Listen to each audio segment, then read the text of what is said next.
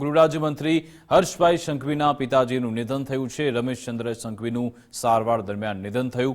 છેલ્લા કેટલાક સમયથી તે બીમાર હતા। નિવાસસ્થાનથી ઉમરા સ્મશાન ગૃહ સુધી અંતિમ યાત્રા યોજાઈ। ઉમરા સ્મશાન ગૃહમાં અંતિમ સંસ્કાર કરાશે। શાંત સૌમ્ય વ્યક્તિ હતા રમેશચંદ્ર સંઘવી। ખૂબ જ મહેનતુ અને ખૂબ ધાર્મિક વ્યક્તિત્વ ધરાવતા હતા રમેશચંદ્ર સંઘવીજી હવે આપણી વચ્ચે રહ્યા નથી। હીરાના વેપાર સાથે પણ રમેશચંદ્ર સંઘવી જોડાયેલા હતા। કારખાનામાં કામ કરતા લોકો સાથે સૌમ્ય વર્તન કરતા હતા। હંમેશા કારખાનામાં કામ કરતા લોકોની પડખે તે ઊભા રહેતા હતા। રાષ્ટ્રપ્રેમ અને લોકોની સેવામાં તે વધુ રસ દાખવતા હતા।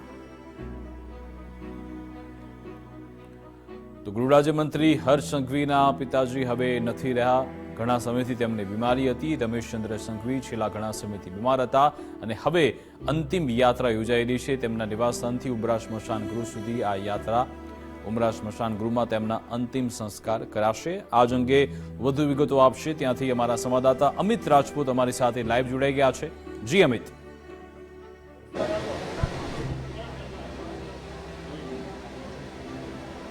જી ચોક્કસપણે હાલ જો વાત કરવામાં આવે તો જ્યારે બપોરના સમયે જ્યારે એક મેસેજ પાસ થયો કે હર્ષ સંઘવીજીના પિતાનું અવસાન થયું છે ત્યારથી સુરત શહેરમાં તમામ જગ્યાઓ પર હલચલ મચી ગઈ હતી અને બપોરે જ્યારે કન્ફર્મ થયું કે ખરેખર આવી ઘટના બની છે તો સમગ્ર રાજકીય જે માહોલ છે તે શોકમગ્ન થઈ ગયો છે। અને જ્યારે ખાનગી હોસ્પિટલમાંથી હર્ષ સંઘવીજીના પિતાનું જે પાર્થિવ શરીર છે તે તેમના નિવાસ સ્થાને લાવવામાં આવ્યું છે અને અત્યારના દ્રશ્યો સીધા જોઈ શકો છો કે જે સમગ્ર વિસ્તારના લોકો છે જે રાજકીય આગેવાનો છે તે તમામ લોકો અહીં ઉપસ્થિત છે અને સીધા દ્રશ્યો આપ જોશો કે જે તેમના પાર્થિવ શરીરને સ્મશાન યાત્રા માટે અત્યારે અહીંથી લઈ જવા માટે નીકળશે તે પહેલાં જે અંતિમ ક્રિયા કરવાની હોય છે તે સંદર્ભે મોટી સંખ્યામાં લોકો અહીં ઉપસ્થિત થયા છે અને તેમને અંતિમ વિદાય આપી રહ્યા છે। તો ક્યાંક ને ક્યાંક આ ઘટનાને લઈને સમગ્ર સુરત શહેરમાં અને સાથે સાથે જ્યારે ગૃહ રાજ્યમંત્રી હર્ષ સંઘવીની વાત આવે ત્યારે સમગ્ર રાજ્યમાં એક શોકનો માહોલ જોવા મળી રહ્યો છે। મોટી સંખ્યામાં અહીં ધારાસભ્યો ભારતીય જનતા પાર્ટીના હોદ્દેદારો કાર્યકર્તાઓ પણ અહીં ઉપસ્થિત છે અને આ સંદર્ભે લોકોમાં એક અશ્રુભીની શ્રદ્ધાંજલિ તેમને આપવામાં આવી રહી છે। અત્યારે થોડીક જ ક્ષણોમાં અહીંથી તેમના પાર્થિવ શરીરને સ્મશાન યાત્રા અહીં નીકળશે તો ક્યાંક ને ક્યાંક મોટી સંખ્યામાં તેમની સ્મશાન યાત્રામાં લોકો જોડાશે। તો હાલ આ તમામ બનાવને લઈને હાલ સુરત શહેરમાં એક શોકનો માહોલ જોવા મળી રહ્યો છે। જી વિકાસ। બિલકુલ આભાર અમિત તમામ જાણકારી આપવા બદલ। તો અત્યારે ગમગીની ભર્યો માહોલ છે। અશ્રુભીની આંખોથી સૌ કોઈ શ્રદ્ધાંજલિ પાઠવી રહ્યા છે કારણ કે તેમની વચ્ચે હંમેશા રહેલા જે વ્યક્તિ છે તે હવે વચ્ચે નથી રહ્યા। લોકસેવાના કાર્યોમાં હંમેશા રમેશચંદ્ર સંઘવી આગળ રહ્યા છે અને આપણે જોયું હતું કે જ્યારે લોકસભા ચૂંટણી હતી ત્યારે મતદાન કરવા પણ તે અવશ્ય આવ્યા હતા। ભલે તેમની તબિયત નાદુરસ્ત હતી પરંતુ તેમણે પોતાનો જે મતાધિકાર છે તેનો ઉપયોગ કર્યો હતો, સીધો જ સંદેશ આપ્યો હતો। અને બીજી બાજુ હર્ષ સંઘવી ભલે રાજ્યના ગૃહરાજ્યમંત્રી છે પરંતુ પિતાની ખોટ સૌ કોઈની સાલે છે અને પિતા હવે તેમની વચ્ચે રહ્યા નથી તેના કારણે આજે તે પણ દુઃખી હતા। તેમની આંખોમાંથી પણ આંસુ સરી પડ્યા હતા। તેમણે મક્કમ થવાનો પ્રયત્ન પણ કર્યો હતો। જો કે જ્યારે પિતા જ દુનિયામાં ના રહે ત્યારે શું પરિસ્થિતિ થાય છે તે સૌ કોઈ સમજી શકે છે। આજે સવારના આ દ્રશ્યો છે જ્યારે જે નશ્વર દેહ છે તેને અંતિમ યાત્રા માટે લઈ જવામાં આવી રહ્યો હતો ત્યાંના આ દ્રશ્યો છે અને હવે તમામ જે અંતિમ ક્રિયા છે તે હવે થઈ રહી છે અને ગુજરાતભરમાંથી શ્રદ્ધાંજલિ પણ આપવામાં આવી રહી છે।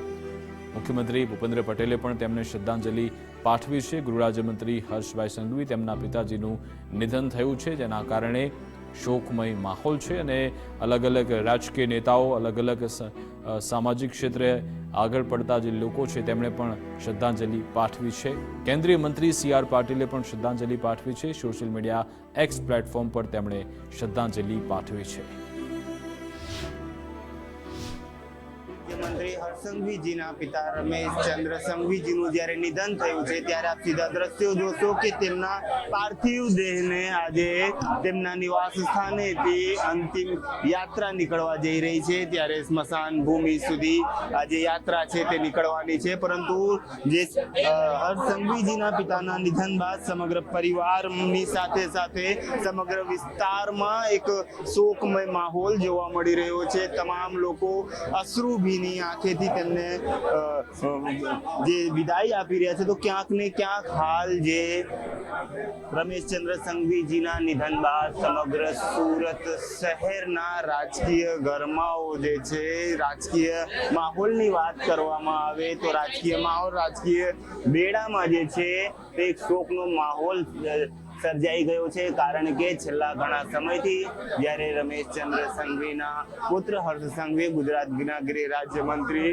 જ્યારે ગૃહ રાજ્યમંત્રી તરીકે અહીં ફરજ નિભાવી રહ્યા હતા, તો ક્યાંક ને ક્યાંક રમેશચંદ્ર સંઘવીજીના નિધન બાદ હર્ષ સંઘવીજીના પૂરા પરિવારની સાથે સાથે સુરત શહેરમાં જે રાજકીય માહોલ છે તેમાં શોકમય માહોલ બની જવા પામ્યો છે. કેમેરામેન અક્ષય વાઢેર સાથે અમિત રાજપૂત, ગુજરાત ફર્સ્ટ, સુરત. તો કોઈ પણ વ્યક્તિ જ્યારે દુનિયા છોડીને જાય છે તે લોકોના માનસ પટલ પર એક છાપ છોડીને જાય છે, કારણ કે રમેશચંદ્ર સંઘવી કે જે ઘણા સમયથી સામાજિક ક્ષેત્રે પણ આગળ પડતું તેમણે કામ કર્યું છે, હીરાના વેપાર સાથે પણ સંકળાયેલા છે, તેમની આખી આ જીવન લીલામાં ઘણા બધા લોકો સાથે તેમનો પરિચય આવ્યો છે, ઘણા બધાની સાથે તેમણે કામ કર્યું છે, ઘણા બધા લોકોને તે આગળ પણ લઈને આવ્યા છે, ઘણાની મદદ કરી છે. એ તમામ અત્યારે શોકમય માહોલમાં છે, કારણ કે કોઈ પણ વ્યક્તિ તેના જ્યારે આ રીતના સંબંધો બંધાયેલા હોય છે ને ત્યારે પછી વ્યક્તિ આપણી વચ્ચે નથી રહેતો ત્યારે ખૂબ જ દુઃખ થતું હોય છે. અને આ જ દુઃખ છે તે રમેશચંદ્ર સંઘવી સાથે સંકળાયેલા તેમના મિત્રો, તેમના પરિવારજનો, તેમનો આખો પરિવાર તે અત્યારે શોકમય માહોલમાં છે. મારી સાથે ફોનલાઈન પર ધર્મેશ વેદ જોડાઈ ગયા છે. ધર્મેશ, કોઈ પણ વ્યક્તિ જ્યારે આ દુનિયાને અલવિદા કહીને જતો રહ્યો છે ત્યારે આપણી આંખો ભીની થઈ જતી હોય છે, પરંતુ રમેશચંદ્ર સંઘવી એક એવું વ્યક્તિત્વ કે જેમણે ન માત્ર પોતાનો પરિવાર પરંતુ સમાજ માટે પણ સારી કામગીરી કરી, અને હર્ષ સંઘવીની જે આખી આ યાત્રા રહી છે તેમાં પણ તેમનો ખાસો એવો ફાળો છે. વિકાસ, ચોક્કસથી કહી શકાય કે જેને ગૃહ રાજ્યમંત્રી હર્ષભાઈ સંઘવીના પિતા રમેશભાઈ સંઘવીના નિધનથી અત્યારે જે જોઈ રહ્યા છીએ કે તમામ લોકો સાંત્વના અને શોકાંજલિ માટે ત્યાં પહોંચ્યા છે. અને કહી શકાય કે કારખાના પોતાનો ડાયમંડનો વેપાર હતો, તો કારખાનામાં કામ કરતા લોકોની પણ પડખે તેઓ ઉભા રહેતા, અને ઉપરાંત સમાજ હોય કે આસપાસના કોઈ પણ હોય, રાષ્ટ્રપ્રેમ સાથે તેની સેવામાં સતત જેને કહી શકાય કે મગ્ન રહેતા. અને એ જ રીતે ગૃહ રાજ્યમંત્રી હર્ષભાઈ સંઘવી પણ એના જે સંસ્કારથી જે આગળ વધી રહ્યા છે. અને એવા સંજોગોમાં જ્યારે આ નિધનના સમાચાર સવારથી મળતા જેને દુઃખની લાગણી પણ લોકો અનુભવે છે, ને આજે અત્યારે જ્યારે અંતિમ દર્શનાર્થે તેમને રાખવામાં આવ્યા છે ત્યારે આસપાસના પરિચિતો, તમામ વિસ્તારના લોકો અને દૂર દૂરથી આવેલા લોકો પણ આ જ શોકાંજલિ અર્પી અને જ્યારે ઉમરા સ્મશાન ગૃહમાં એમનો અંતિમ સંસ્કાર કરવામાં આવશે. સાંજે 5 વાગે અંતિમ યાત્રા નીકળશે. પણ શાંત સૌમ્ય વ્યક્તિ હતા રમેશચંદ્ર સંઘવી, અને એના નિધનથી એક સમાજને ખોટ પડી છે. એક જેને કહી શકાય કે આ મહેનતુ અને ધાર્મિક વ્યક્તિને લોકો આજે શોકાંજલિ વખતે પણ યાદ કરતા જોવા મળી રહ્યા છે. જી બિલકુલ, આભાર ધર્મેશ તમામ જાણકારી આપવા બદલ. તો રમેશચંદ્ર સંઘવી કે જે હાલ અત્યારે આપણી વચ્ચે રહ્યા નથી, ને એક બાદ એક શ્રદ્ધાંજલિ પણ પાઠવવામાં આવી. મુખ્યમંત્રી ભૂપેન્દ્ર પટેલે પણ શ્રદ્ધાંજલિ પાઠવી હતી, સાથે CR પાટીલે પણ શ્રદ્ધાંજલિ પાઠવી હતી. એક્સ પ્લેટફોર્મ પર આ શ્રદ્ધાંજલિ પાઠવવામાં આવી હતી, અને અલગ અલગ ક્ષેત્રેથી સંકળાયેલા લોકો પણ શ્રદ્ધાંજલિ પાઠવી રહ્યા છે.